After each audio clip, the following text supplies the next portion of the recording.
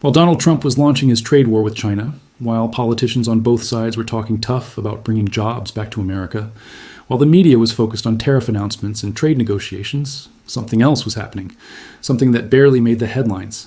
Wall Street moved $1.4 trillion into China. Not million, not billion.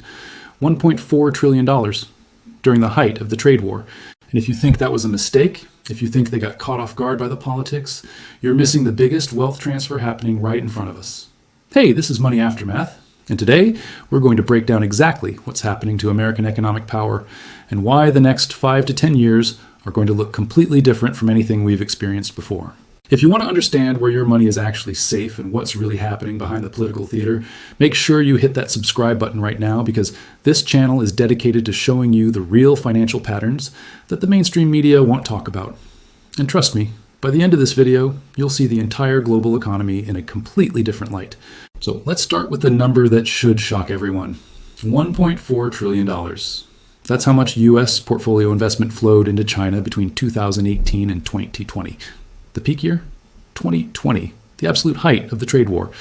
BlackRock expanded its Chinese operations throughout this entire period. JP Morgan got approval for a majority-owned securities business in China. Goldman Sachs increased its stake in its Chinese joint venture. These aren't just business decisions. These are strategic repositioning moves by the institutions that control the flow of global capital. Now, you might be wondering, how is this even possible? How can Wall Street be pouring money into China while Washington is supposedly fighting an economic war against Beijing? The answer lies in understanding a pattern that's repeated itself throughout financial history. A pattern so consistent, so mathematically predictable, that once you see it, everything that's happening right now starts to make perfect sense. The global financial system operates on a mechanism that has destroyed every major reserve currency in recorded history. It happens in stages, and we're currently in stage 3 of 4. Let me walk you through how this works, and then you'll understand exactly why Wall Street is positioning itself in China right now, regardless of what politicians are saying. Stage 1 is when financial elites establish control over money creation, usually through a central bank. Stage 2 is when they use this control to finance massive government expansion through debt. Everything looks amazing during this phase. The economy is booming, the empire is expanding. Everyone thinks they've figured out the secret to unlimited prosperity. Stage 3 is when the system overextends itself. The currency starts losing its purchasing power. The government starts losing control. Cracks begin to appear in the foundation. And stage 4, this is the critical part, is when the same people who built the system move their capital to the next rising power before the collapse becomes obvious to everyone else. The general population gets left holding currency that's rapidly losing value. We've seen this pattern play out in Britain and Germany and America after 1971, and it's happening again right now. So let me show you the historical examples that prove this isn't conspiracy theory. This is documented financial history. Let's go back to 1694. Britain is at war with France and running out of money to finance the conflict. A financier named William Patterson comes up with what seems like a brilliant solution. Create the Bank of England. Here's how the deal worked. The bank would loan the government £1.2 million at 8% interest. But the real innovation wasn't just the loan. The government creates debt, and the bank turns that debt into money that circulates through the economy. The wealthy subscribers to the bank collect interest on the nation's entire money supply. Stage 1 complete. Within just 4 years, Britain's national debt exploded from £1.2 million to £16 million. By 1815, after financing the Napoleonic Wars through continuous money printing backed by government debt, the debt had reached £885 million. The lenders didn't just profit from this system. They essentially owned the British government through debt obligations. Stage 2 kicked in immediately after the bank's creation. Britain built the world's largest navy. They colonized territories across the globe. The British pound became the global reserve currency. International trade was conducted in pounds. Foreign governments held pounds as reserve assets. Everything looked unstoppable. Britain was on top of the world, and it seemed like it would stay that way forever. But here's what most history books don't emphasize. By the mid-1800s, cracks started appearing in the foundation. British industrial production peaked and began declining relative to Germany and the United States. The cost of maintaining a global empire was growing faster than Britain could afford.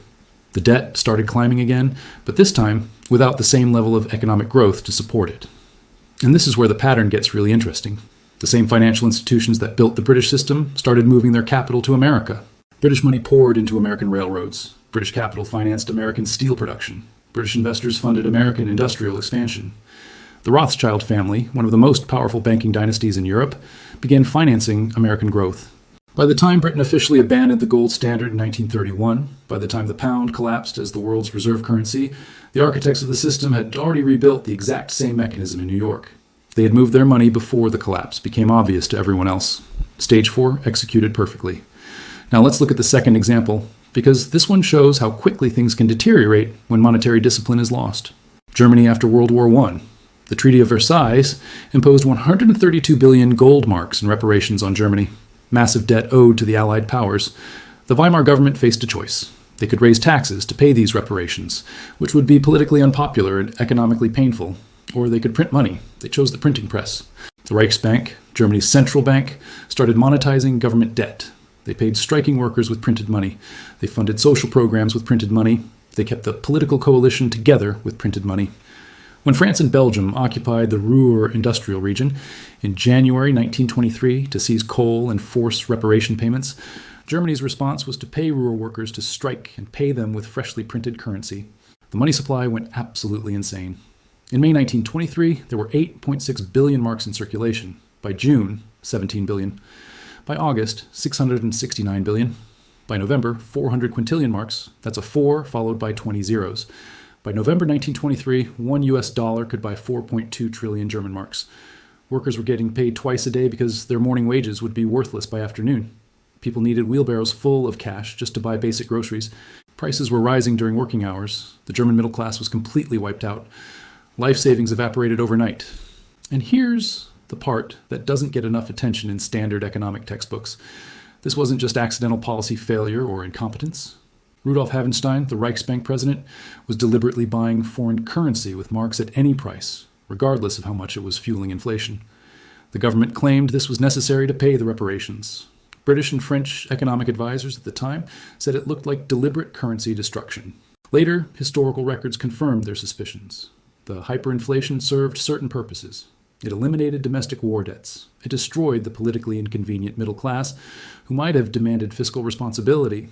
When the crisis finally peaked and Germany introduced the Rentenmark in November 1923 to stabilize the situation, the solution required American loans and American involvement.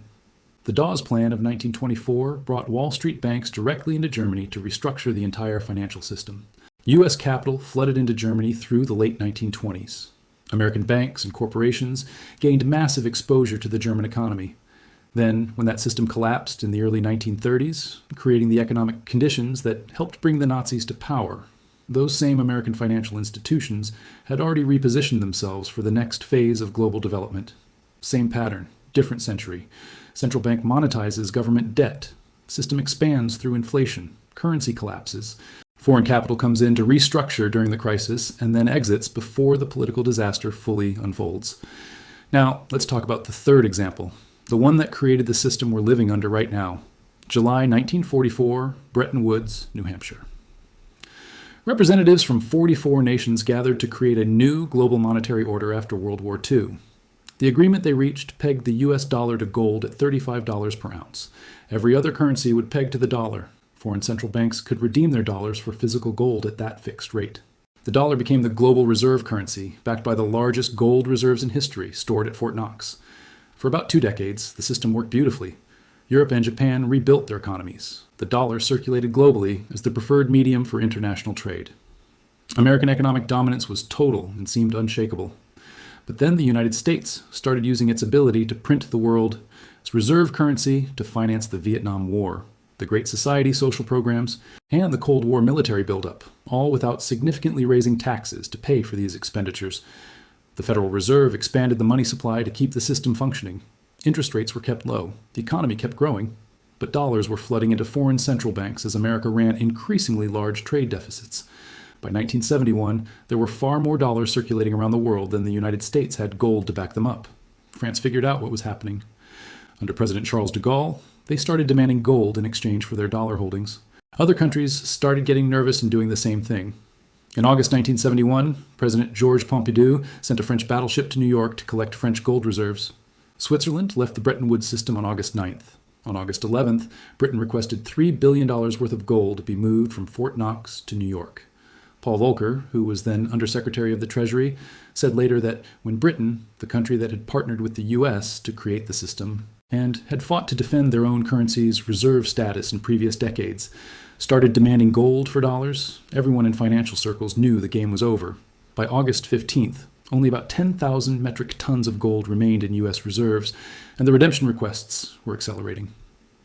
On August 15th, 1971, on a Sunday evening, President Nixon went on television and announced that the United States was temporarily suspending the dollar's convertibility to gold.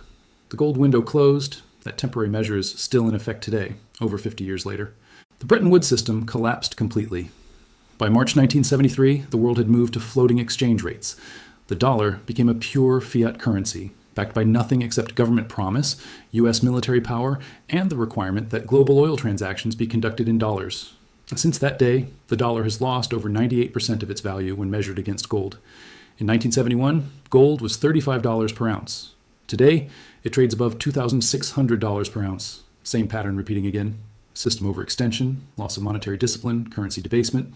So now let's apply this historical pattern to what's happening right now, and you'll see why Wall Street's move into China during the trade war was yet a mistake or bad timing. It was strategic positioning for Stage 4, July 6, 2018. President Trump imposed the first round of tariffs on Chinese goods, $34 billion worth. The trade war officially began. America was finally going to stand up to China, rebalance trade relationships, bring manufacturing jobs back home. Both political parties generally supported the effort. The establishment was united in the messaging.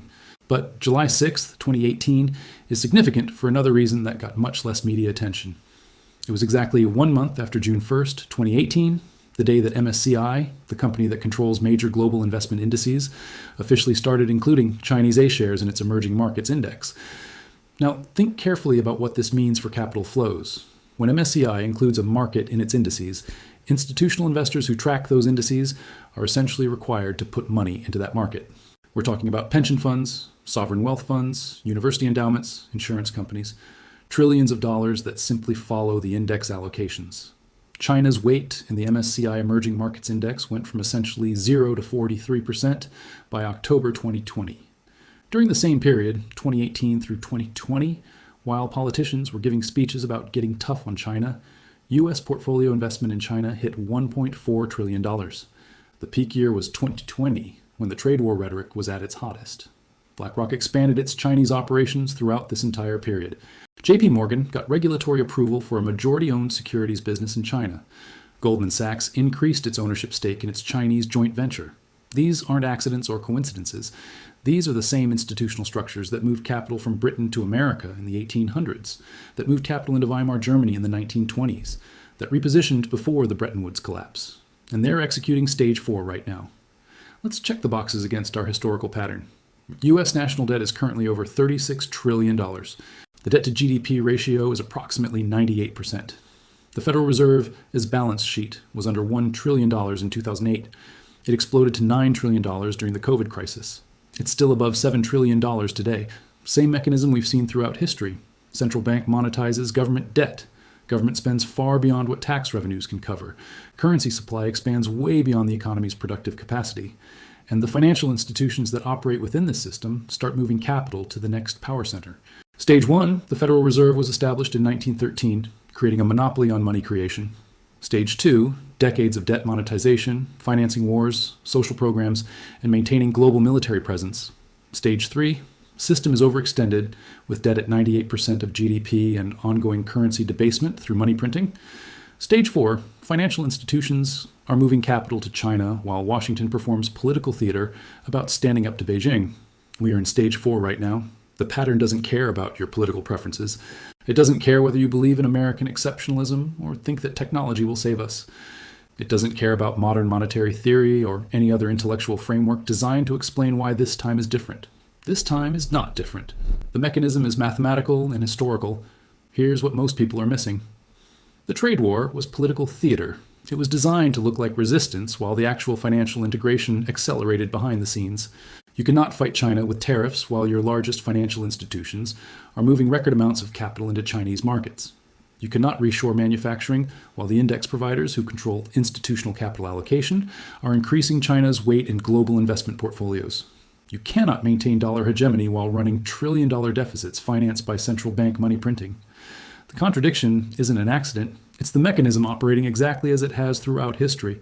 The British population didn't understand in the 1880s that their capital was building America's industrial base.